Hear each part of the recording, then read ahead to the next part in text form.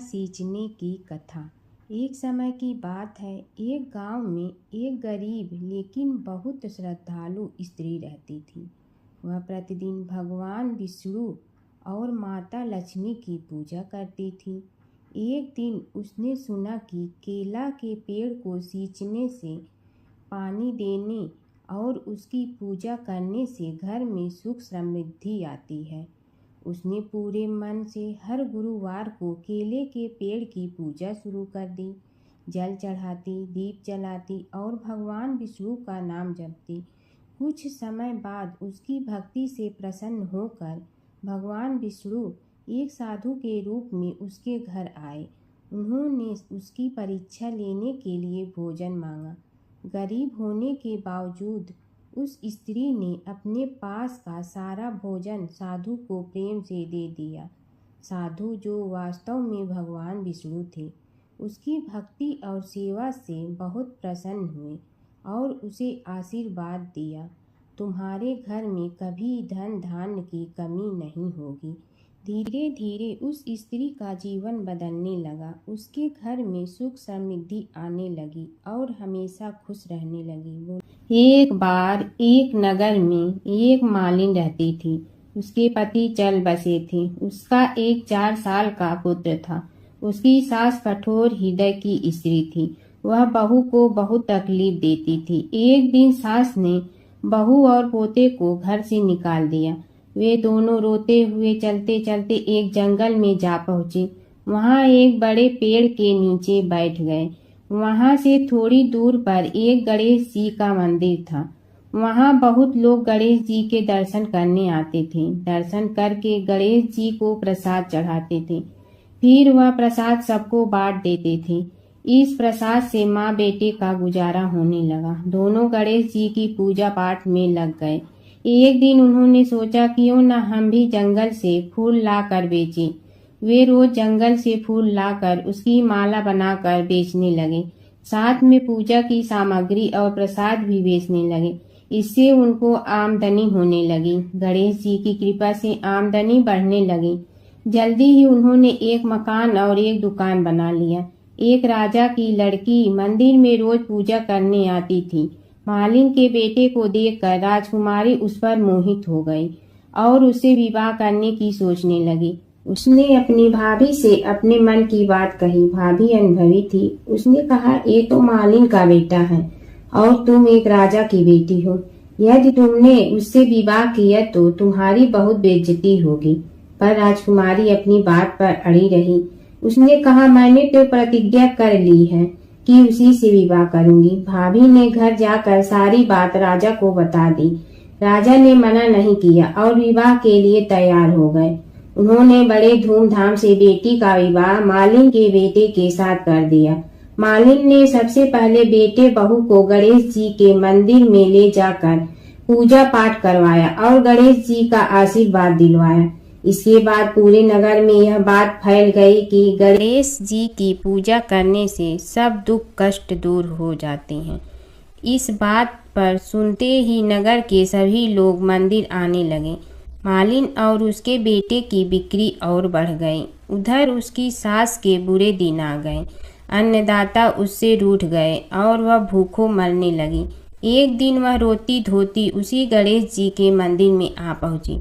वहाँ वह मालिन के बेटे से बोली, मैं भूखी हूँ, मुझे रोटी कपड़ा दे दो, इसके बदले में तुम्हारा सारा काम कर दूंगी। लड़के को दया आ गई और उसे काम पर रख लिया। उसने अपनी दादी को नहीं पहचाना। जब मालिन घर आई तो उसने सास को पहचान लिया। वह सास से बोली, सासू जी आप यहाँ कैसे? सास ने पोते की तरफ इशारा करके कहा, मेरी इस सेठ के यहाँ नौकरी लग गई है। बहू बोली, यह आपका पोता है और यह घर भी आपका ही है, यह दुकान भी आपकी ही है। जब आपने हमें घर से निकाला तब गणेश जी ने हमारी रक्षा की। बहू की बात सुनकर सास बोली, मेरी करनी मैं भोगूंगी। बहू बोली, सासू जी अब आप हमारे यहाँ रहो और पोते का सुख देखो। हे गणेश जी महाराज, जैसा सुख आपने मालिन को दिया वैसा ही सुख सबको देना। एक समय की बात है कि विष्णु भगवान का विवाह लक्ष्मी जी के साथ निश्चित हो गया। विवाह की तैयारी होने लगी। सभी देवताओं को निमंत्रण भेजे गए, परंतु गणेश जी को निमंत्रण नहीं दिया। कारण जो भी रहा हो, अब भगवान विष्णु की बारात जाने का समय आ गया। सभी देवता अपनी पत्नियों के साथ विवाह समारोह में आए।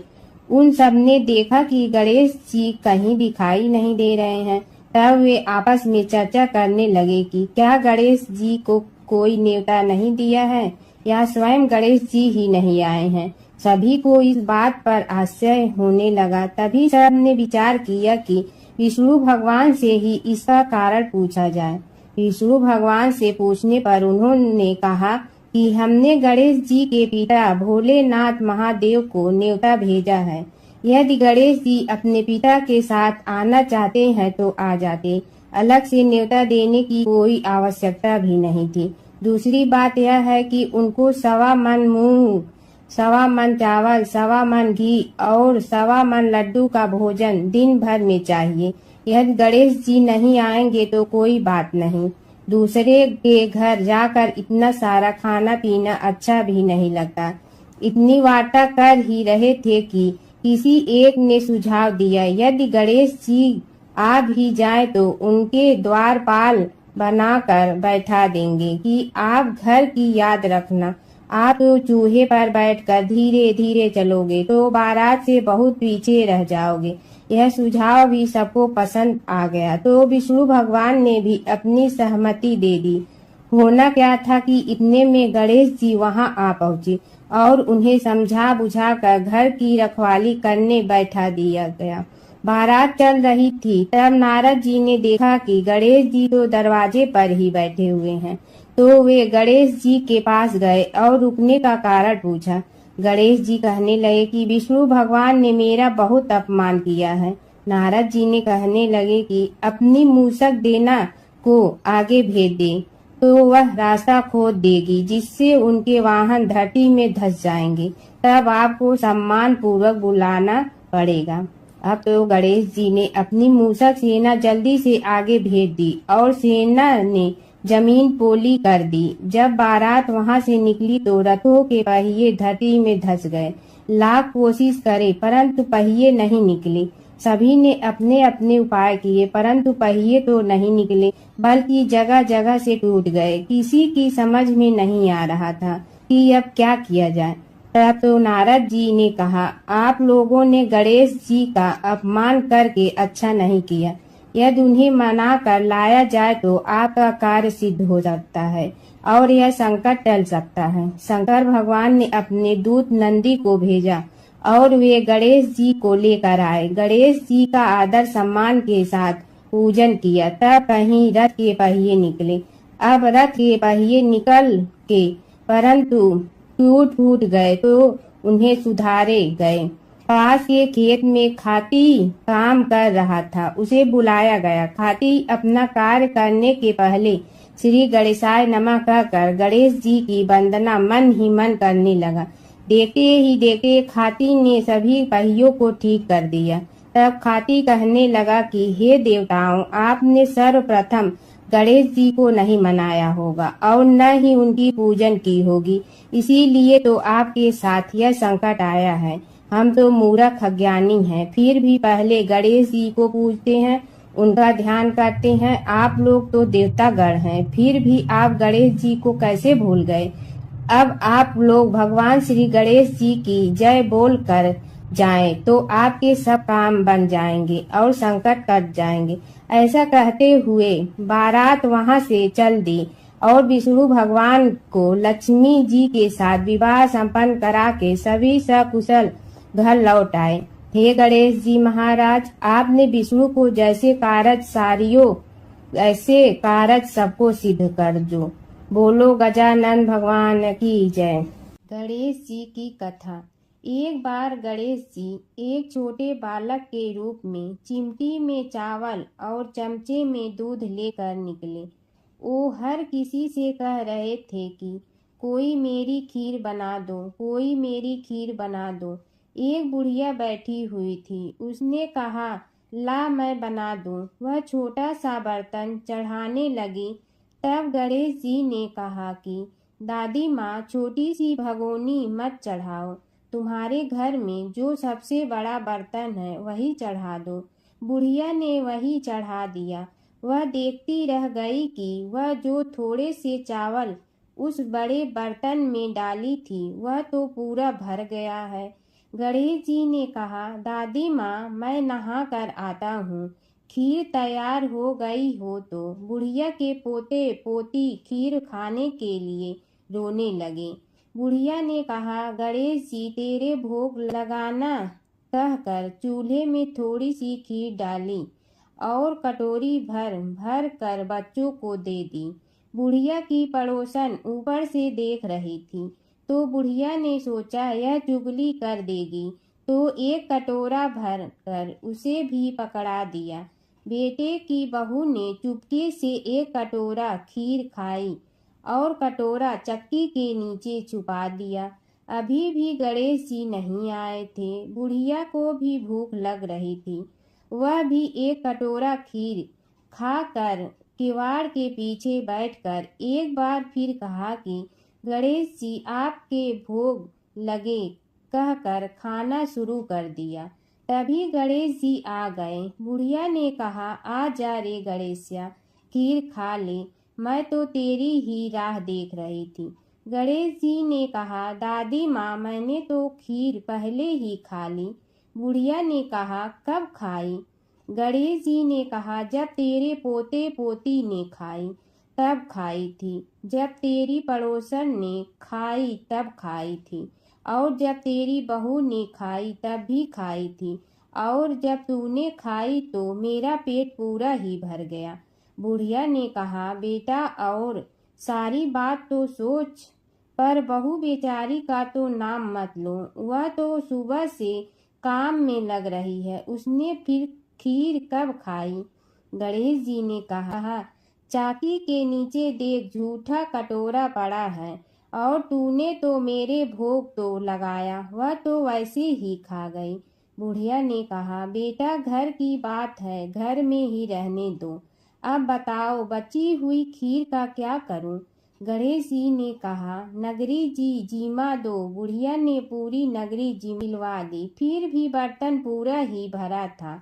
राजा को पता लगा तो बुढ़िया को बुलाया और कहा, क्यों रे बुढ़िया, ऐसा बर्तन तेरे घर पर सोवे अच्छा लगे या हमारे घर पर सोवे? बुढ़िया ने कहा, राजा जी, आप ले लो। राजा जी ने खीर का बर्तन महल में मंगा लिया।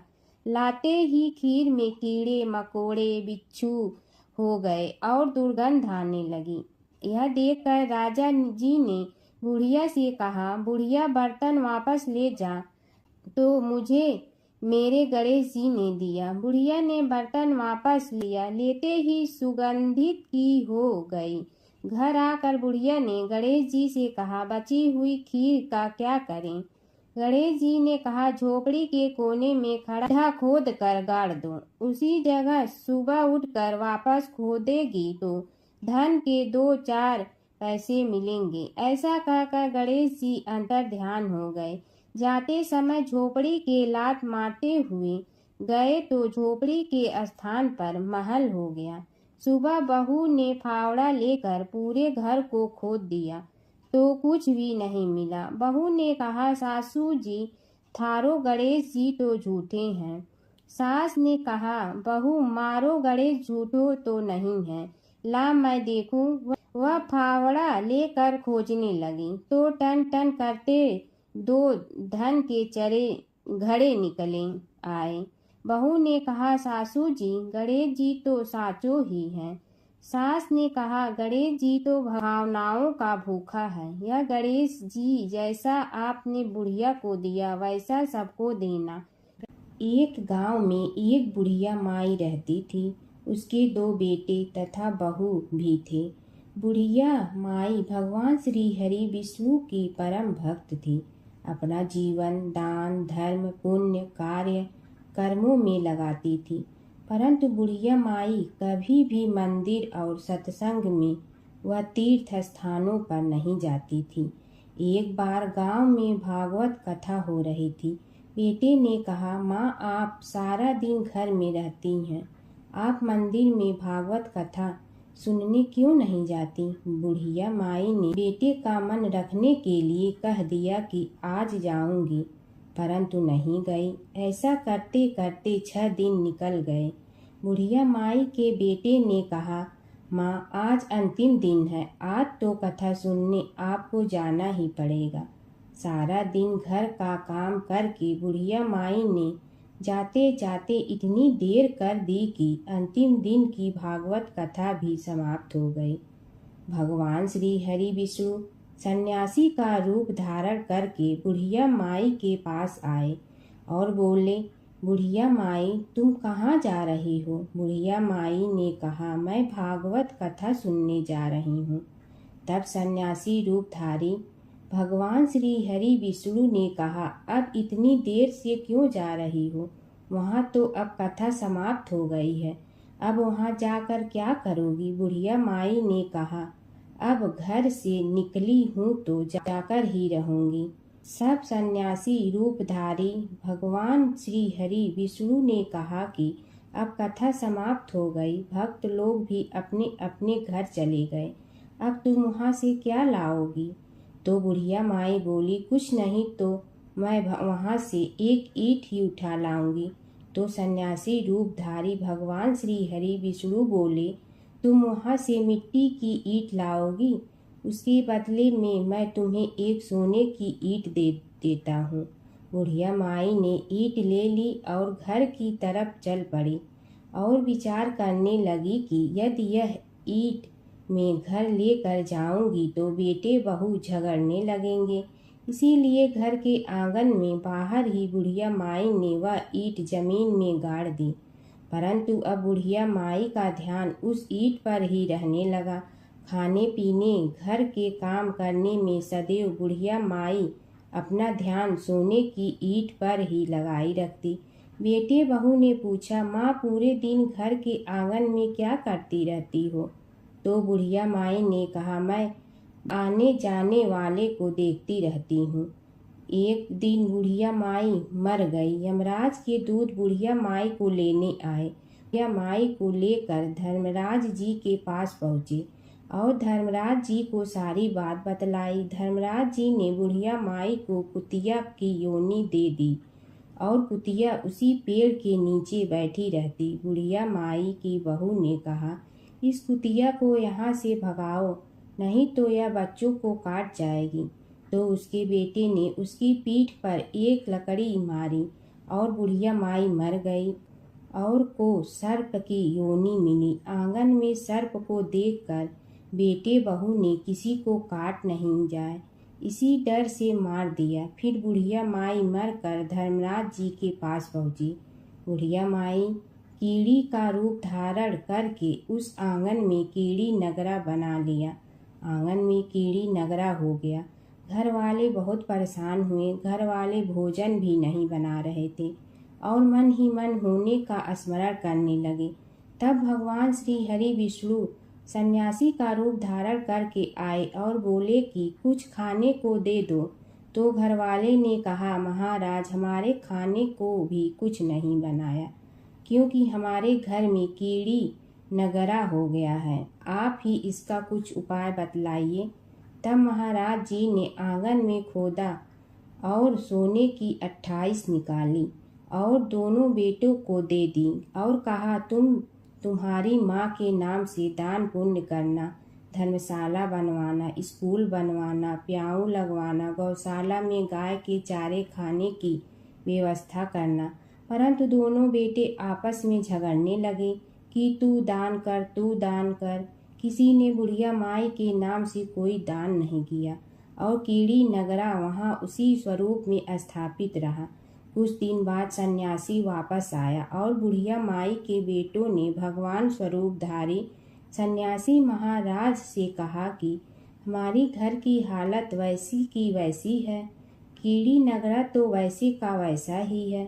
तब साधु रूपधारी सन्यासी महाराज ने कहा, वह सोने के ईंट के टुकड़े लाओ और उन्हें बेचकर उनसे जो भी धन मिले उसे तुम्हारी माँ के नाम से दान पुण्य करो। इस कीड़ी नगरा पर शक्कर और आटा डालो।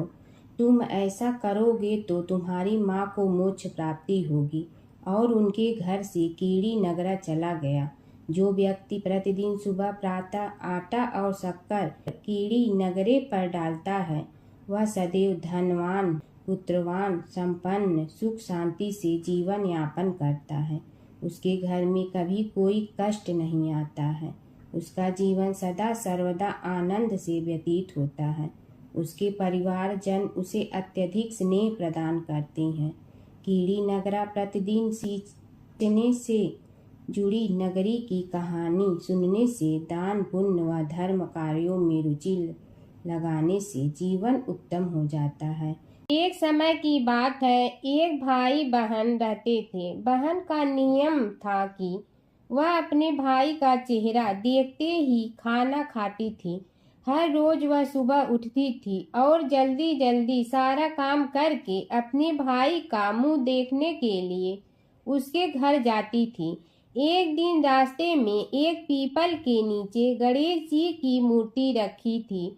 उसने भगवान के सामने हाथ जोड़कर कहा कि मेरे जैसा अमर सुहाग और मेरे जैसा अमर पीहर सबको दीजिए। यह कहकर वह आगे बढ़ जाती है। जंगल के झाड़ियों के कांटे उसके पैरों में चुभा करते थे। एक दिन भाई के घर पहुंची और भाई का मुंह देखकर बैठ गई तो भाभी ने पूछा, पैरों में क्या हो गया है? यह सुनकर उसने भाभी को जवाब दिया कि रास्ते में जंगल के झाड़ियों के गिरे हुए कांटे पांव में चुभ गए हैं। जब वह वापस अपने घर आ जाए तब भाभी ने अपने पति से कहा कि रास्ते को साफ करवा दो, आपकी बहन के पांव में बहुत सारे कांटा चुभ गए हैं। भाई ने तब कुल्हाड़ी लेकर सारी झाड़ियों को काटकर रास्ता साफ कर दिया, जिससे गणेश जी का स्थान भी वहां से हट गया। यह देखकर भगवान गुस्सा हो गए और उसके भाई के प्राण हर लिए। लोग अंतिम संस्कार के लिए जब भाई को ले जा रहे थे तब उसकी भाभी रोते हुए लोगों से कही, थोड़ी देर रुक जाओ, उसकी बहन आने वाली है। वह अपने भाई का मुंह देखे बिना नहीं रह सकती है, उसका यह नियम है। तब लोगों ने कहा, आज तो देख लेगी पर कल कैसे देखेगी? रोज दिन की तरह बहन अपने भाई का मुंह देखने के लिए जंगल में निकली। तब जंगल में उसने देखा कि सारा रास्ता साफ किया हुआ है। जब वह आगे बढ़ी तो उसने देखा कि सिद्ध विनायक को भी वहां से हटा दिया गया है। तब उसने जाने से पहले गणेश जी को एक अच्छे स्थान पर रखकर उन्हें स्थान दिया और हाथ जोड़कर बोली, भगवान मेरे जैसा अमर सुहाग और मेरे जैसा अमर पीहर सबको देना। और फिर बोलकर आगे निकल गई।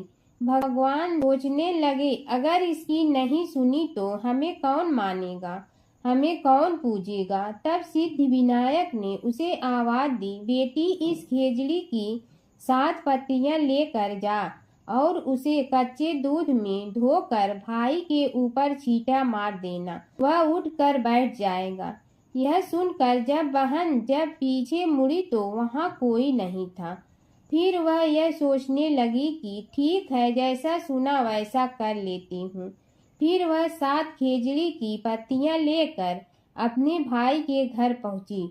उसने देखा वहां कई लोग बैठे हुए हैं। भाभी बैठी रो रही है और भाई की लाश रखी है। तब उसने पत्तियों को बताए हुए नियम के तहत भाई के ऊपर इस्तेमाल किया। तब भाई उठकर बैठ गया। भाई बोला बहन से, मुझे बहुत ही गहरी नींद आ गई थी। तब बहन बोली, यह नींद किसी दुश्मन को भी न आए। और उसने सारी बात अपने भाई को बता दी।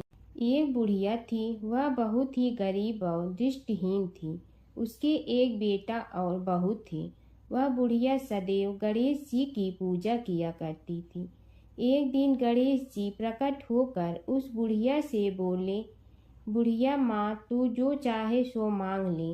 बुढ़िया बोली मुझे तो मांगना नहीं आता, कैसे और क्या मांगूं। तब गणेश जी बोले अपने बहू बेटे से पूछ कर मांग ले। तब बुढ़िया ने अपने बेटे से कहा गणेश जी कहते हैं तू कुछ मांग ले, बता मैं क्या मांगूं।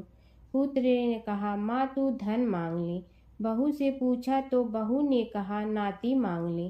तब बुढ़िया ने सोचा कि ये तो अपने अपने मतलब की बात कर रहे हैं, अतः उस बुढ़िया ने पड़ोसन से पूछा तो उन्होंने कहा बुढ़िया तू तो थोड़े दिन जियोगी, क्यों तू धन मांगो और क्यों नाती मांगे। तू तो अपनी आँखों की रोशनी मांग ले, जिससे तेरी जिंदगी आराम से कट जाए। इस पर बुढ़िया बोली यदि आप प्रसन्न है तो मुझे 9 करोड़ की माया दे, निरोगी काया दे, अमर सुहाग दे, आँखों की रोशनी दे, नाती दे, पोता दे और सब परिवार को सुख दे और अंत में मोक्ष दे। यह सुनकर तब गणेश जी बोले बुढ़िया माँ तुमने तो हमें ठग लिया, फिर भी जो तूने मांगा है वचन के अनुसार सब तुझे मिलेगा। और यह कहकर गणेश जी अंतर ध्यान हो गए। उधर बुढ़िया माँ ने जो कुछ मांगा वह सब कुछ मिल गया। हे गणेश जी महाराज, जैसे तुमने उस बुढ़िया माँ को सब कुछ दिया वैसे ही सबको देना। बुढ़िया माई को मुक्ति दी तुलसी माता की कथा। एक बुढ़िया माई तुलसी जी को सींचती और कहती कि हे तुलसी माता, सत की दाता, मैं तेरा बिडला सींचती हूँ, मुझे बहू दे, पीताम्बर की धोती दे, मीठा मीठा घास दे, बैकुंठा में वास दे, चटक की चाल दे, पटक की मोत दे, चंदन का काठ दे, रानी सा राज दे, दाल भात का भोजन दे, 11 की मौत दे, कृष्ण जी का कंधा दे। तब तुलसी माता यह सुनकर सूखने लगी तो भगवान ने पूछा कि हे तुलसी, तुम क्यों सूख रही हो। तुलसी माता ने कहा कि एक बुढ़िया रोज आती है और यही बात कह जाती है, मैं सब बात तो पूरा कर दूंगी लेकिन कृष्ण का कंधा कहाँ से लाऊंगी। तो भगवान बोले जब वो मरेगी तो मैं अपने आप कंधा दे आऊँगा, तू बुढ़िया माई से कह देना। जब बुढ़िया माई मर गई सब लोग आ गए। जब माई को ले जाने लगे तो वह किसी से न उठी। तब भगवान एक 12 बरस के बालक का रूप धारण करके आए। बालक ने कहा मैं कान में एक बात कहूँगा तो बुढ़िया माई उठ जाएगी। बालक ने कान में कहा बुढ़िया माई मन की निकाल ले, पीताम्बर की धोती ले, मीठा मीठा घास ले, बैकुंठा का वास ले, चटक की चाल ले, पटक की मोत ले, कृष्ण जी का कंधा ले। यह सुनकर बुढ़िया माई हल्की हो गई। भगवान ने कंधा दिया और बुढ़िया माई को मुक्ति मिल गई। हे तुलसी माता, जैसे बुढ़िया माई को मुक्ति दी वैसे सबको देना। जमुना की कहानी। प्राचीन समय में एक गांव था जिसमें 2 बहनें रहा करती थी। एक बहन का नाम गंगा था तो दूसरी बहन का नाम जमुना था। एक बार दोनों बहनें एक साहूकार के खेत से गुजर रही थी तो जमुना ने 13 दाने जौ के तोड़ लिए, जिसे देख गंगा बोली कि तुझे तो ग्रहण लग गया, तूने चोरी की है। इस पर जमुना बोली कि अब मेरा ग्रहण कैसे धुलेगा। गंगा ने कहा कि तुझे 12 साल तक साहूकार के यहाँ नौकरी करनी पड़ेगी, तभी तेरा पाप धुलेगा और ग्रहण से मुक्ति मिलेगी। जमुना साहूकार के यहाँ नौकरी के लिए जाती है और अपने लिए काम मांगती है। साहूकार उसे काम पर रख लेता है, लेकिन काम करने से पहले जमुना उसे कहती है कि मैं सारे काम करूंगी लेकिन 4 काम नहीं करूंगी। जूठे बर्तन नहीं मांजूंगी, झाड़ू नहीं लगाऊंगी, बिस्तर नहीं बिछाऊंगी और दिया नहीं जलाऊंगी। 12 साल के बाद कुंभ का मेला लगा तो साहूकारनी भी कुंभ नहाने जाने लगी। जमुना ने उसे जाते देख कहा कि कुंभ के मेले में मेरी बहन गंगा मिलेगी तो उसे यह सोने का टक्का दे देना, इससे वह अपने हाथों में सुंदर चूड़ियां पहन लेगी। साहूकारनी ने कुंभ के मेले में गंगा को वह सोने का टका दे दिया। गंगा ने उनसे वह टका लेते हुए कहा कि मेरी बहन को कहना कि उसके 12 वर्ष पूरे हो गए हैं, अब वह वहां वापिस आ जा। साहूकार व साहूकारनी वापिस घर आए तब जमुना मटके में पानी भर रही थी। दोनों जमुना से बोले कि हमने सोने का वह टका तेरी बहन गंगा को दे दिया था और उसने कहा है कि तेरे 12 वर्ष पूरे हो गए हैं, इसलिए अब तुम वापिस जाओ। यह समाचार सुनते ही जमुना सहस्र धारा में बदल गई और बहने लगी। यमुना जी का यह रूप देखकर साहूकार और साहूकारनी परेशान हो गई थी। हमारे घर में जमुना माता ने काम किया, हमें तो अब ग्रहण लग गया है, हम यह ग्रहण कैसे उतारेंगे। जमुना भागकर गंगा माता के पास चली गई। गंगा ने जमुना से पूछा कि तुम साहूकारनी से कुछ कहकर आई हो या ऐसे ही बिना बताए आ गई। तब जमुना बोली कि मैं तो कुछ भी बताकर नहीं आई हूँ। गंगा ने कहा कि जा उन्हें धीरज दे आ, नहीं तो उन्हें जीवन भर असंतोष ही रहेगा। गंगा के कहने पर जमुना माता ने साहूकारनी को सपने में दर्शन दिए और कहा कि तुम दोनों उल्टे माथे क्यों पड़े हो, जाओ उठकर खाओ पियो। तब दोनों बोले कि हम कैसे उठें, हमें तो ग्रहण लगा है, क्योंकि हमने उल्टे सीधे और पता नहीं कितने नीच कार्य आपसे कराए हैं। तब यमुना जी बोली कि तुम्हें ग्रहण नहीं लगा है, ग्रहण तो मुझे लगा था कि मैंने तुम्हारे खेत से 13 दाने जौ के चुराए थे। मैं तो अपना ग्रहण उतारने तुम्हारे घर आई थी। मेरा ग्रहण तुम्हारे घर में 12 वर्ष तक रहने से उतर गया है और मेरी मुक्ति हो गई है। यमुना जी ने कहा कि तुम्हें कोई ग्रहण नहीं लगा है, उल्टे मेरे 12 वर्ष तक यहाँ रहने से तुम्हारी भी मुक्ति हो गई है। यह कहकर यमुना जी स्वप्न से चली गई। दोनों उठकर देखते हैं कि उनके घर में पहले से भी अधिक धन हो गया है। हे यमुना माता, जैसे आपने साहूकार व साहूकारनी की मुक्ति कराई, वैसे ही आप अपने सभी भक्तों की करना। नगर बसेरे की कहानी। किसी गांव में एक भाट व एक जाट रहता था।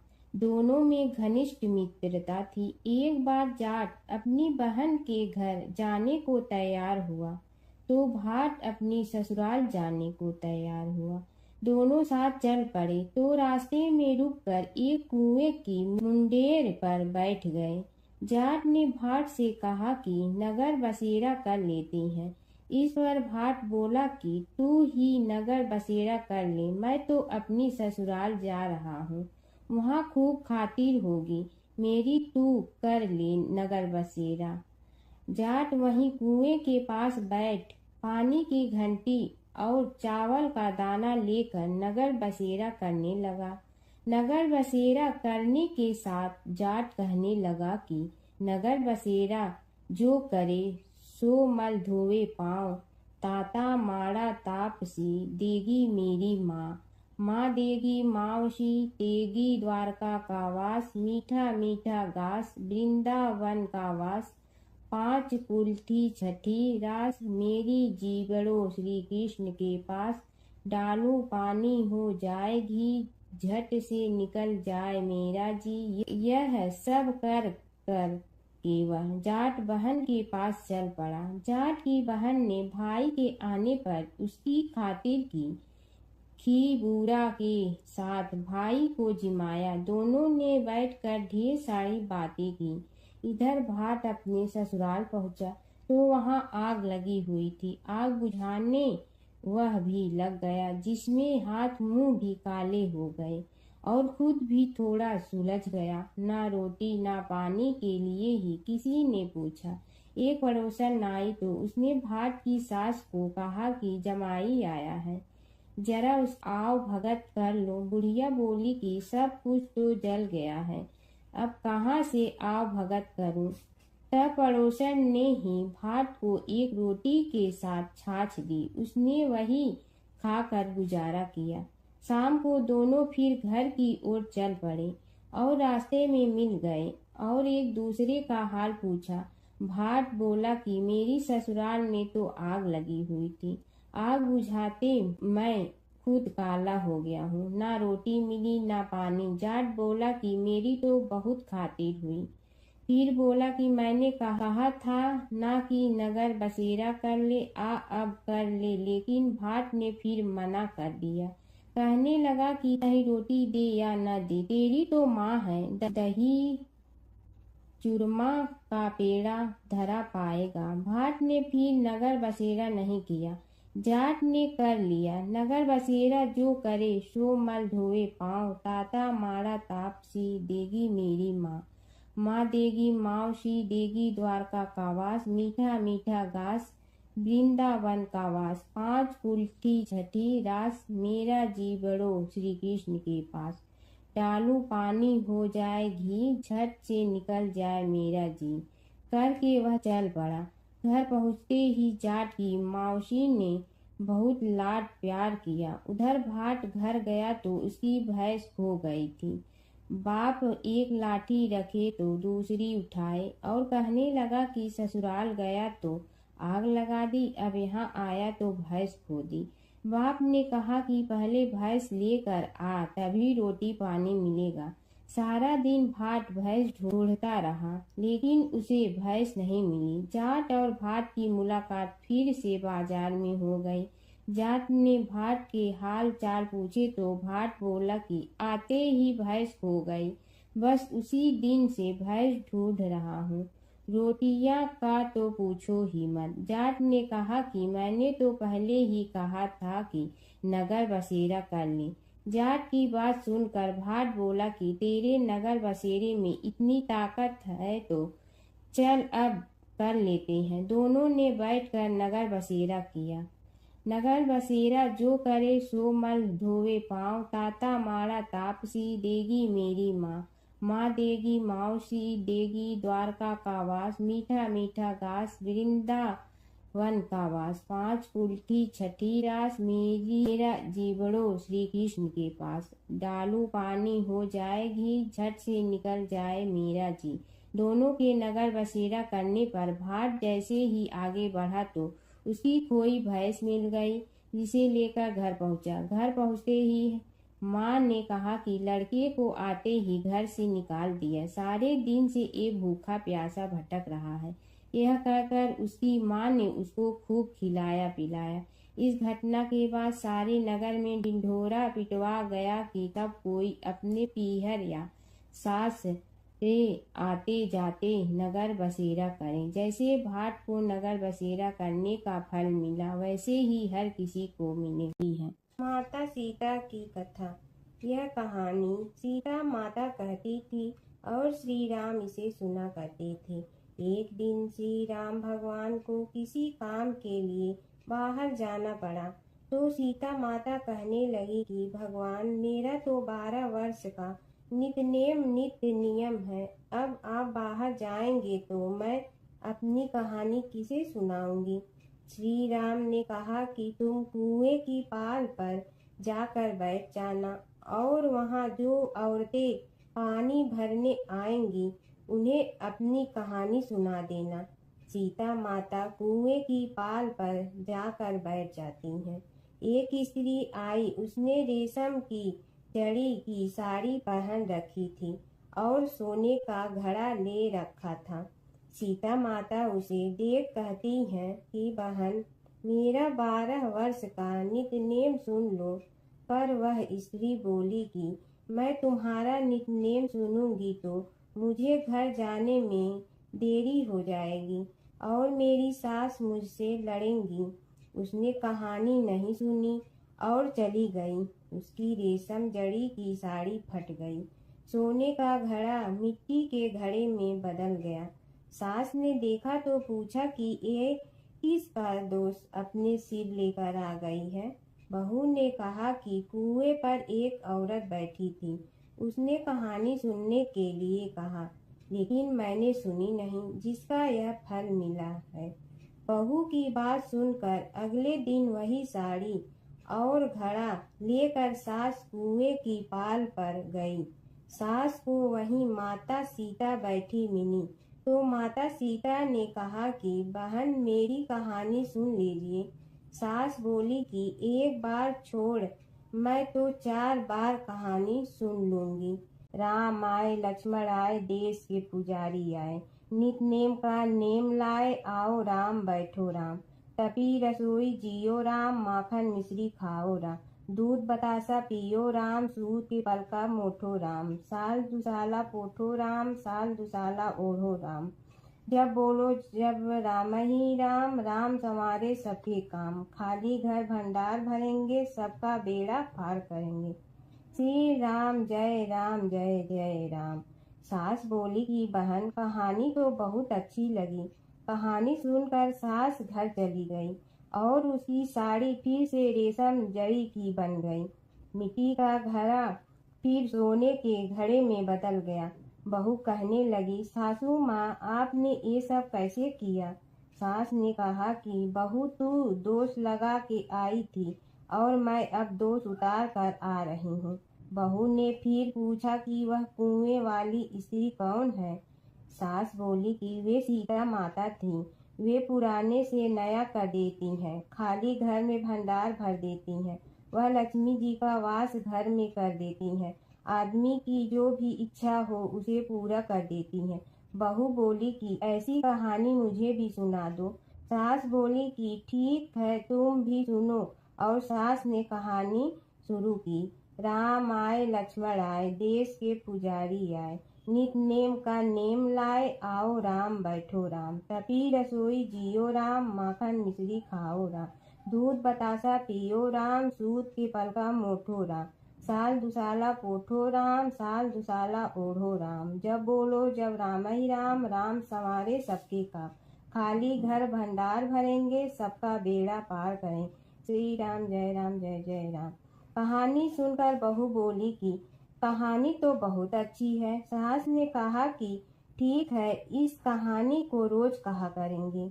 अब सास बहू रोज सवेरे उठती, नहाती धोती और पूजा करने के बाद नित नेम की सीता की कहानी कहती। एक दिन उनके यहाँ एक पड़ोस की औरत आई और बोली कि बहन जरा सी आँच दे ना। तो वह बोली कि आज तो अभी हमने जलाई ही नहीं। पड़ोसन ने कहा कि तुम सुबह 4 बजे से उठकर क्या कर रही हो?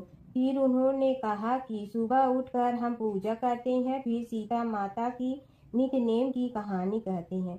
पड़ोसन ने उसकी बात सुनकर फिर कहा कि सीता माता की कहानी कहने से तुम्हें क्या मिलता है? वे बोली कि इनकी कहानी कहने से घर में भंडार भर जाते हैं, सारे काम सिद्ध होते हैं, मन की इच्छा भी पूरी हो जाती है। पड़ोसन कहती है कि बहन ऐसी कहानी तो मुझे भी सुना दो। फिर वह बोली कि ठीक है तुम भी यह कहानी सुन लो।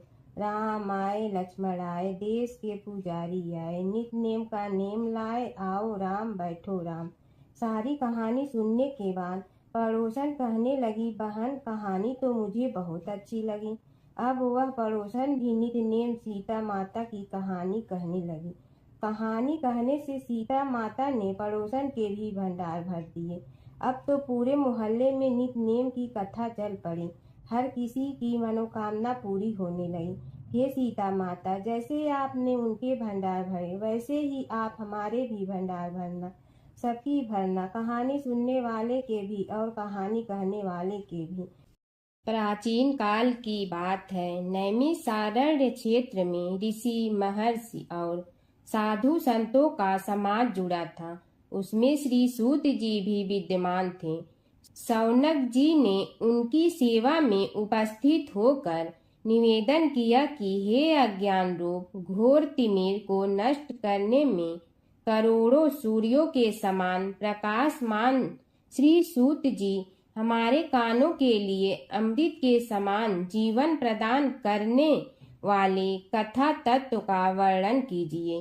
हे सूत जी, हमारे हृदयों में ज्ञान के प्रकाश की वृद्धि तथा भक्ति, वैराग्य और विवेक की उत्पत्ति जिस कथा से हो सकती हो वह हमारे प्रति कहने की कृपा कीजिए। शौनक जी की जिज्ञासा से सूत जी बड़े प्रसन्न हुए। पुरातन इतिहासों के स्मरण से उनका शरीर पुलकायमान हो रहा था। वे कुछ देर उसी स्थिति में विराजमान रहकर कुछ विचार करते रहे और अंत में बोले, शौनक जी, इस विषय में आपके चित्त में बड़ी जिज्ञासा है। आप धन्य हैं जो सदैव ज्ञान की प्राप्ति में तत्पर रहते हुए विभिन्न पुराण कथाओं की जिज्ञासा रखते हैं। आज मैं आपको ज्ञान के परम स्रोत रूप श्री गणेश जी का जन्म कर्म रूप चरित्र सुनाऊंगा। गणेश जी से ही सभी ज्ञानों सभी विद्याओं का उद्भव हुआ है। अब आप सावधान चित्त से विराजमान हो। श्री गणेश जी के ध्यान और नमस्कार पूर्वक उनका चरित्र श्रवण करें।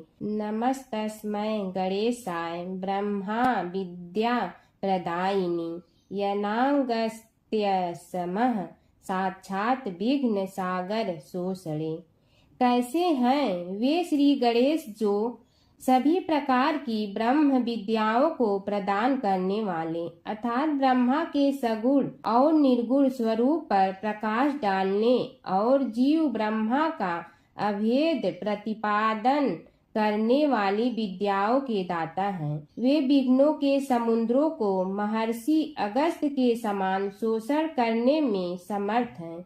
इसलिए उनका नाम विघ्न सागर शोषक के नाम से प्रसिद्ध है। मैं उन भगवान श्री गणेश जी को नमस्कार करता हूँ। प्रथम पूजा के अधिकारी श्री गणेश जी, यह कहकर सूत जी कुछ समय के लिए मौन हो गए और फिर बोले, शौनक जी, भगवान गणेश जी ही सर्वप्रथम पूजा प्राप्ति के अधिकारी हैं। किसी भी देवता की पूजा करो, पहले उनकी पूजा करो। शौनक जी ने निवेदन किया, हे भगवान, हे सूत, सर्वप्रथम यह बताने की कृपा कीजिए कि गणेश जी को प्रथम पूजा का अधिकार किस प्रकार प्राप्त हुआ। इस विषय में मेरी बुद्धि मोह को प्राप्त हो रही है कि सृष्टि रचयिता ब्रह्मा जी, पालन करता भगवान नारायण और संहार करता शिव जी में से किसी को प्रथम पूजा का अधिकारी क्यों नहीं माना गया। यह त्रिदेव ही तो सबसे बड़ा देवता माने जाते हैं। सूत जी ने कहा, शौनक जी, यह भी एक रहस्य ही है। देखो, अधिकार मांगने से नहीं मिलता, इसके लिए योग्यता होनी चाहिए। संसार में अनेकों देवी देवताएं पूजे जाते हैं। पहले जो जिसका इष्ट देव होता है वह उसी की पूजा किया करता है। इससे बड़े देवताओं के महत्व में कमी आने की आशंका उत्पन्न हो गई। इस कारण देवताओं में परस्पर विवाद होने लगा। वे उसका निर्णय प्राप्त करने के लिए शिव जी के पास पहुँचे और प्रणाम करके पूछने लगे, प्रभु, हम सब में प्रथम पूजा का अधिकारी कौन है। शिव जी सोचने लगे कि किसे प्रथम पूजा का अधिकारी माने। तभी उन्हें एक युक्ति सूझी। बोले, देवगण, इसका निपटारा बातों से नहीं तथ्यों से होगा। इसके लिए एक प्रतियोगिता रखनी होगी, शिव की परिक्रमा करने की प्रतियोगिता। देवगण उनका मुख देखने लगे, शंकित हृदय से सोचने लगे कि कैसी प्रतियोगिता रहेगी। यह शिव जी ने उनके मन के भाव ताड़ लिए, इसलिए सांत्वना भरे शब्दों में बोले, घबराओ मत, कोई कठिन परीक्षा नहीं ली जाएगी। बस इतना ही कि सभी अपने अपने वाहनों पर चढ़कर संसार की परिक्रमा करो और फिर यहाँ लौट आओ।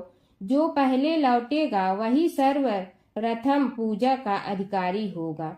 अब क्या देर थी, सभी अपने अपने वाहन पर चढ़कर दौड़ पड़े। किसी का वाहन गजराज था तो किसी का सिंह, किसी का भैंसा तो किसी का मृग, किसी का हंस तो किसी का उल्लू, किसी का अश्व तो किसी का श्वान। अभिप्राय यह है कि वाहनों को विविधता के दर्शन उस समय जितने भले प्रकार से हो सकते थे उतने अन्य समय में नहीं। सबसे गया बीता वाहन गणेश जी का था मूषक, उससे चूहा भी कहते हैं। ऐसे वाहन के बल भरोसे इस प्रतियोगिता में सफल होना तो क्या, सम्मिलित होना भी हास्यास्पद है। गणेश जी ने सोचा, छोड़ो, क्या होगा प्रतियोगिता में भाग लेने से, हम तो यहाँ बैठे रहकर ही तमाशा देखेंगे। वे बहुत देर तक विचार करते रहे। अंत में उन्हें एक युक्ति सूझी। शिव जी स्वयं ही जगदाता हैं, यह संसार उन्हीं का प्रतिबिंब है, तब क्यों न इन्हीं की परिक्रमा कर ली जाए। इनकी परिक्रमा करने से ही संसार की परिक्रमा हो जाएगी। ऐसा निश्चय कर उन्होंने मूषक पर चढ़कर शिव जी की परिक्रमा की और उनके समक्ष जा पहुँचे। शिव जी ने कहा, तुमने परिक्रमा पूर्ण कर ली? उन्होंने उत्तर दिया, जी हाँ। शिव जी सोचने लगे कि इसे तो यहीं घूमते हुए देखा, फिर परिक्रमा कैसे कराया। देवताओं का परिक्रमा करके लौटना आरंभ हुआ और उन्होंने गणेश जी को वहां बैठे देखा तो माथा ठनक गया। फिर भी साहस करके बोले, अरे तुम विश्व की परिक्रमा के लिए नहीं गए? गणेश जी ने कहा, अरे मैं कब का यहाँ आ गया। देवता बोले, तुम्हें तो कहीं भी नहीं देखा। गणेश जी ने उत्तर दिया, देखते कहाँ से, समस्त संसार शिव जी में विद्यमान है। इनकी परिक्रमा करने से ही संसार की परिक्रमा पूर्ण हो गई। सूत जी बोले, शौनक, इस प्रकार गणेश जी ने अपनी बुद्धि के बल पर ही विजय प्राप्त कर ली। उनका कथन सत्य था, इसलिए कोई विरोध करता भी तो कैसे। बस उसी दिन से गणेश जी की प्रथम पूजा होने लगी। सूत जी बोले, हे शौनक जी, यह एक तथ्य है कि गणेश जी ही उसके पात्र हैं। वे बड़े देवता का भी कार्य सिद्धि में विघ्न उपस्थित होने पर उन विघ्न राज का आश्रय न लिया हो। हे शौनक, वे देव भी बड़े दयालु हैं। नाम तो शिव जी का ही आशुतोष है, किंतु वे सर्वात्मा और सर्वरक्षक प्रभु तो शिव जी की अपेक्षा भी शीघ्र ही प्रकट हो जाते हैं। उनका भक्त कभी किसी संकट में नहीं पड़ता। यदि प्रारब्ध वशात कभी किसी विपत्ति में पड़ भी जाता है तो गणेश्वर की उपासना करने पर उनके अनुग्रह से उनके समस्त दुख दूर होकर परम सुख की प्राप्ति होती है।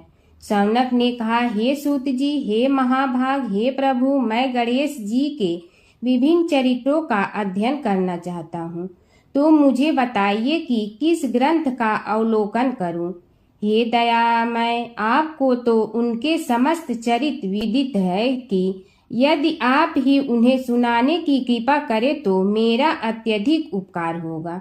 सूत जी बोले, हे शौनक भगवान, गणेश्वर के इतने चरित्र हैं कि उन सब का कथन इस जीवा से संभव नहीं, क्योंकि प्रभु अनंत, प्रभु चरित्र अनंता वाली बात समस्त विद्वान ऋषि मुनि कहते हैं। फिर भी गणेश जी प्रथम पूजा के अधिकारी होने के कारण समस्त देव चरित्रों में जुड़े हुए हैं, इसलिए उनका प्रभाव भी सर्वाधिक व्यापक है। हे मुने, हे शौनक, वे भगवान सर्व समर्थ हैं। वे सभी का तिरस्कार करने में समर्थ हैं, किंतु उनका तिरस्कार कोई भी नहीं कर सकता। यह त्रिलोक्य उन्हीं भगवान के संकेत पर नित्य करता है। इसकी समस्त क्रियाएं उन्हीं की इच्छा पर आश्रित हैं। हे शौनक भगवान गणेश्वर स्वयं कहते हैं, शिवे विष्णु च शक्तौ च सूर्ये मयि निराधिप यो भेद बुद्धि योग स सम्य योगो मतो मम। हे नरेश्वर, हे वरेण्य, शिव, विष्णु, शक्ति, सूर्य और मुझ गणेश में जो अभेद बुद्धि योग है, मेरे मत में वही सम्यक योग है। इससे यह भी सिद्ध है कि समस्त देवता उन्हीं के स्वरूप हैं। वे ही भगवान विभिन्न कार्य रूपों के अनुसार अपना भिन्न भिन्न नाम रखते हैं। हे मुनि श्रेष्ठ, उन सब देवताओं के चरित्र भी उन्हीं गणराज के चरित्र हैं। यद्यपि सब चरित्र एक ही ग्रंथ में मिलने में संभव नहीं है, फिर भी गणेश्वर के अनेकों प्रमुख चरित्रों का वर्णन गणेश पुराण में हुआ है। राजा सोमकांत का वृत्तांत कथन शौनक जी ने पूछा, हे प्रभु, गणेश पुराण का आरंभ किस प्रकार हुआ, यह मुझे बताने की कृपा करे। इस पर सूत जी ने कहने लगे, हे शौनक, यद्यपि गणेश पुराण है तो बहुत प्राचीन, क्योंकि भगवान गणेश्वर तो आदि हैं। न जाने कब से गणेश जी अपने उपासकों पर कृपा करते चले आ रहे हैं। उनके अनंत चरित्र हैं, जिनका संग्रह एक महापुराण का रूप ले सकता है। उसे एक बार भगवान नारायण ने नारद जी को और भगवान ने शंकर और जगन जननी पार्वती जी को सुनाया था। बाद में वही पुराण संक्षेप रूप में ब्रह्मा जी ने महर्षि वेद व्यास को सुनाया और फिर व्यास जी ने महर्षि भृगु को सुनाया। भृगु ने कृपा करके सौराष्ट्र के एक राजा सोमकांत को सुनाया था। तब से वह पुराण अनेक कथाओं में विस्तृत होता रहा और अनेक कथाओं से रहित होता हुआ अनेक रूप में प्रचलित है। शौनक जी ने पूछा, भगवान, आप यह बताने का कष्ट करें कि राजा सोमकांत कौन था। उसने महर्षि से गणेश पुराण का श्रवण कहाँ किया था, उस पुराण के श्रवण से उसे क्या क्या उपलब्धियां हुई। हे नाथ, मुझे श्री गणेश्वर की कथा के प्रति उत्कंठा बढ़ती ही जा रही है। सूत जी बोले, हे शौनक, सौराष्ट्र के देवनगर नाम की एक प्रसिद्ध राजधानी थी। वहाँ का राजा सोमकांत था। वह अपनी प्रजा का पुत्र के समान पालन करता था। वह वेद ज्ञान संपन्न, शस्त्र विद्या में पारंगत एवं प्रबल प्रतापी राजा, समस्त राजाओं में मान्य तथा अत्यंत वैभवशाली था। उसका ऐश्वर्य कुबेर के भी ऐश्वर्य को लज्जित करता था। उसने अपने पराक्रम से अनेकों देश जीत लिए थे। उसकी पत्नी अत्यंत रूपवती, गुणवती, धर्माज्ञा एवं पतिव्रत धर्म का पालन करने वाली थी। वह सदैव अपने प्राणनाथ की सेवा में लगी रहती थी। उसका नाम सुधर्मा था। जैसे वह प्रतिव्रता थी, वैसे ही राजा भी एक पत्नी व्रता का पालन करने लगा। उसके हेमकांत नामक एक सुंदर पुत्र था। वह भी सभी विद्याओं का ज्ञाता और अस्त्र शस्त्रादि के अभ्यास में निपुण हो गया था। यह सभी श्रेष्ठ लक्षणों से संपन्न, सद्गुणी एवं प्रजा जनों के हितों का अत्यंत पोषक था। इस प्रकार राजा सोमकांत स्त्री, पुत्र, पशुवाहन, राज्य एवं प्रतिष्ठा आदि से सब प्रकार सुखी था। उससे दुख तो था ही नहीं। सभी राजागण उसका हार्दिक सम्मान करते थे तथा उसकी श्रेष्ठ कीर्ति भी संसार व्यापी थी। परंतु युवा अवस्था के अंत में सोमकांत को घृणित कोष्ठ रोग हो गया। उसके अनेक उपचार किए गए, किंतु कोई लाभ नहीं हुआ। रोग शीघ्रता से बढ़ने लगा और उसके कीड़े पड़ गए। जब रोग की अधिक वृद्धि होने लगी और उसका कोई उपाय न हो सका, तो राजा ने मंत्रियों को बुलाकर कहा, सुव्रतो, जाने किस कारण यह रोग मुझे पीड़ित कर रहा है। अवश्य ही यह किसी पूर्व जन्म के पाप का फल होगा। इसलिए मैं अब अपना समस्त राजपाट छोड़कर वन में रहूंगा। मेरे पुत्र हेमकांत को मेरे समान मानकर राज्य शासन का धर्म पूर्वक संचालन कराते रहें। यह कहकर राजा ने शुभ दिन दिखवाकर अपने पुत्र हेमकांत को राज्य पद पर अभिषेक किया और अपनी पत्नी सुधर्मा के साथ निर्जन वन की ओर चल दिया। प्रजापालक राजा के वियोग में समस्त प्रजा जन अश्रु बहाते हुए उनके साथ चले गए। राज्य की सीमा पर पहुंचकर राजा ने अपने पुत्र, अमात्यगण और प्रजा जनों को समझाया, आप सब लोग धर्म के जानने वाले, श्रेष्ठ आचरण में तत्पर एवं सहृदय हैं। यह संसार तो वैसे भी परिवर्तनशील है। जो आज है वह कल नहीं था और आने वाले कल में भी नहीं रहेगा। इसलिए मेरे जाने से दुख का कोई कारण नहीं है। मेरे स्थान पर मेरा पुत्र सभी कार्यों को करेगा। इसलिए आप सब उसके अनुशासन में रहते हुए उसे सदैव सम्मान करते रहें। फिर पुत्र से कहा, बेटा, यह स्थिति सभी के समझ आती रही है। हमारे पूर्व पुरुष भी परंपरागत रूप से वृद्धावस्था आने पर वन में जाते रहे हैं। मैं कुछ समय पहले ही वन में जा रहा हूँ, तो कुछ पहले या पीछे जाने में कोई अंतर नहीं पड़ता। यदि कुछ वर्ष बाद जाऊं तब भी मोह का त्याग करना ही होगा। इसलिए हे वत्स, तुम दुखित मत हो और मेरी आज्ञा मानकर राज्य शासन को ठीक प्रकार चलाओ। ध्यान रखना, क्षत्रिय धर्म का कभी त्याग न करना और प्रजा को सदा सुखी रखना। इस प्रकार राजा सोमकांत ने सभी को समझा बुझाकर वहां से वापस लौट आया और स्वयं अपनी पतिव्रता भार्या के साथ वन में प्रवेश किया। पुत्र हेमकांत के आग्रह से उसने सुबल और ज्ञान गम्य नामक 2 आत्माओं को भी साथ ले लिया। उन सब ने एक समतल एवं सुंदर स्थान देखकर वहां विश्राम किया। तभी उन्हें एक मुनि कुमार दिखाई दिया। राजा ने उससे पूछा, तुम कौन हो, कहाँ रहते हो? यदि उचित समझो तो मुझे बताओ।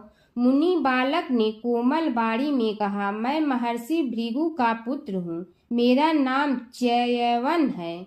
हमारा आश्रम निकट में ही है। अब आप भी अपना परिचय दीजिए। राजा ने कहा, मुनि कुमार, आपका परिचय पाकर मुझे बड़ी प्रसन्नता हुई। मैं सौराष्ट्र के देवनगर नामक राज्य का अधिपति रहा हूँ। अब अपने पुत्र को राज्य देकर मैंने अरण्य की शरण ली है। मुझे कुष्ठ रोग अत्यंत पीड़ित किए हुए हैं। उसकी निवृत्ति का कोई उपाय करने वाला हो तो कृपा कर मुझे बताइए। मुनि कुमार ने कहा, मैं अपने पिताजी से अपना वृतांत कहता हूँ, फिर वे जैसा कहेंगे आपको बताऊंगा। यह कहकर मुनि बालक चला गया और कुछ देर में ही आकर बोला, राजन, मैंने आपका वृतांत अपने पिताजी को बताया। उनकी आज्ञा हुई है कि आप सब मेरे साथ आश्रम में चलकर उनसे भेंट करें, तभी आपके रोग के विषय में भी विचार किया जाएगा। राजा सोमकांत के पूर्व जन्म का वृत्तांत भृगु द्वारा वर्णन। राजा अपनी पत्नी और अमात्यों के सहित च्यवन के साथ साथ भृगु आश्रम में जा पहुंचा और उन्हें प्रणाम कर बोला, हे भगवान, हे महर्षि, मैं आपकी शरण हूँ। आप मुझ कुष्ठी पर कृपा कीजिए। महर्षि बोले, राजन, यह तुम्हारे किसी पूर्व जन्म कृत पाप का ही उदय हो गया है। इसका उपाय मैं विचार करके बताऊंगा। आज तो तुम सब स्नान आज से निवृत्त होकर रात्रि विश्राम करो। महर्षि की आज्ञा अनुसार सबने स्नान भोजन आदि के उपरांत रात्रि व्यतीत की और प्रातः काल स्नान आदि नित्य कर्मों से निवृत्त होकर महर्षि की सेवा में उपस्थित हुए। महर्षि ने कहा, राजन, मैंने तुम्हारे पूर्व जन्म का वृतांत जान लिया हूँ और यह भी विदित कर लिया है कि किस पाप के फल से तुम्हें इस रोग की प्राप्ति हुई है। यदि तुम चाहो तो उसे सुना दूं। राजा ने हाथ जोड़कर निवेदन किया, बड़ी कृपा होगी मुनिनाथ, मैं उसे सुनने के लिए उत्कंठित हूँ। महर्षि ने कहा, तुम पूर्व जन्म में एक धनवान वैश्य के लाडले पुत्र थे। वह वैश्य विंध्याचल के निकट कौलहार नामक ग्राम में निवास करता था। उसकी पत्नी का नाम सुलोचना था। तुम उसी वैश्य दंपत के पुत्र हुए। तुम्हारा नाम कामद था। तुम्हारा लालन पालन बड़े लाड चाव से हुआ। उन्होंने तुम्हारा विवाह एक अत्यंत सुंदरी वैश्य कन्या से कर दिया था, जिसका नाम कुटुम्बिनी था। यद्यप तुम्हारी भार्या सुशीला थी और तुम्हें सदैव धर्म में निरत देखना चाहती थी, किंतु तुम्हारा स्वभाव वासनांध होने के कारण दिन प्रतिदिन उज्जवल होता जा रहा था। किंतु माता पिता भी धार्मिक थे, इसलिए उनके सामने तुम्हारी उज्ज्वलता दबी रही। परंतु माता पिता की मृत्यु के बाद तुम निरंकुश हो गए और अपनी पत्नी की बात भी नहीं मानते थे। तुम्हें अनाचार में प्रवृत्त देखकर उसे दुख होता था। तो भी उसका कुछ बस न चलता था। तुम्हारी उन्मत्तता चरम सीमा पर थी। अपनों से भी द्वेष और क्रूरता का व्यवहार किया करते थे, हत्या आदि कराते थे। तुम्हारे लिए सामान्य बात हो गई। पीड़ित व्यक्तियों ने तुम्हारे विरुद्ध राजा से पुकार की, अभियोग चला और तुम्हें राज्य की सीमा से भी बाहर चले जाने का आदेश हुआ। तब तुम घर छोड़कर किसी निर्जन वन में रहने लगे। उस समय तुम्हारा कार्य लोगों को लूटना और हत्या करना ही रह गया। एक दिन माध्याह्न काल था। गुणवर्धक नामक एक विद्वान ब्राह्मण उधर से निकला। बेचारा अपनी पत्नी को लिवाने के लिए ससुराल जा रहा था। तुमने उस ब्राह्मण युवक को पकड़कर लूट लिया।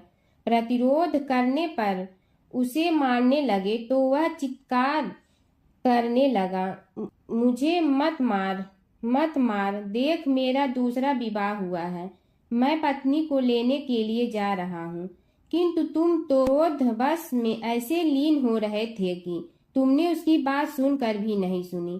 जब उसे मारने लगे तो उसने श्राप दे दिया, अरे हत्यारे, मेरी हत्या के पाप से तो सहस्त्र कल्प तक घोर नरक भोगोगे। तुमने उसकी कोई चिंता न की और सिर काट लिया। राजन, तुमने ऐसी ऐसी एक नहीं बल्कि अनेक निरीह हत्याएं की थी, जिनकी गणना करना भी पाप है। इस प्रकार इस जन्म में तुमने घोर पाप कर्म किए थे, किंतु बुढ़ापा आने पर जब अशक्त हो गए तब तुम्हारे साथ जो क्रूर कर्मा थे वे भी किनारा कर गए। उन्होंने सोच लिया कि अब तो इसे खिलाना भी पड़ेगा, इसलिए मरने दो यहीं।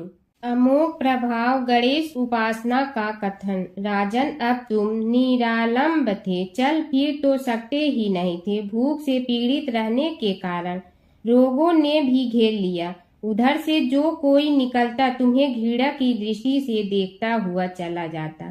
तब तुम आहार की खोज में बड़ी कठिनाई से चलते हुए एक जीर्ण शीर्ण देवालय में पहुंचा। उसमें भगवान गणेश्वर की प्रतिमा विद्यमान थी। तब न जाने किस पुण्य के उदय होने से तुम्हारे मन में गणेश जी के प्रति भक्ति भाव जागृत हुआ। तुम निराहार रहकर उनकी उपासना करने लगे। उससे तुम्हें सब कुछ मिला और रोग भी कम हुआ। राजन, तुमने अपने साथियों की दृष्टि बचाकर बहुत सा धन एक स्थान पर गाड़ दिया था। अब तुमने उस धन को उसे देवालय के जीर्णोद्धार में लगाने का निश्चय किया। शिल्पी बुलाकर उस मंदिर को सुंदर और भव्य बनवा दिया। इस कारण कुख्याति सुख्याति में बदलने लगी। फिर यथा समय तुम्हारी मृत्यु हुई। यमदूतों ने पकड़कर तुम्हें यमराज के समक्ष उपस्थित किया। यमराज तुमसे बोले, जीव, तुमने पाप और पुण्य दोनों ही किए हैं और दोनों का ही भोग तुम्हें भोगना है, किंतु पहले पाप का फल भोगना चाहते हो पुण्य का। इसके उत्तर में तुमने प्रथम अपने पुण्य कर्मों के भोग की इच्छा प्रकट की और इसीलिए उन्होंने तुम्हें राजकुल में जन्म लेने के लिए भेज दिया। पूर्व जन्म में तुमने भगवान गणाध्यक्ष का सुंदर एवं भव्य मंदिर बनवाया था, इसलिए तुम्हें सुंदर देह की प्राप्ति हुई। यह कहकर महर्षि भृगु कुछ रुके। उन्होंने देखा कि राजा को इस वृतांत पर शंका हो रही है। तभी महर्षि के शरीर में असंख्य विकराल पक्षी उत्पन्न होकर राजा की ओर झपटे।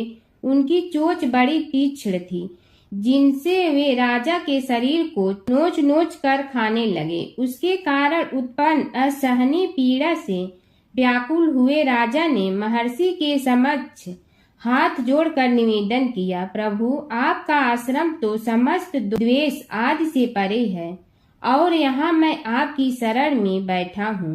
तब यह पक्षी मुझे आकर ही क्यों पीड़ित कर रहे हैं? हे मुनिनाथ, इनसे मेरी रक्षा कीजिए। महर्षि ने राजा के अंतर्वचन सुनकर सांत्वना देते हुए कहा, राजन, तुमने मेरे वचनों में शंका की थी और जो मुझ सत्यवादी के कथन में शंका करते हैं उसे खाने के लिए मेरे शरीर से इसी प्रकार पक्षी प्रकट हो जाते हैं, जो कि मेरे हुंकार करने पर भस्म हो जाया करते हैं।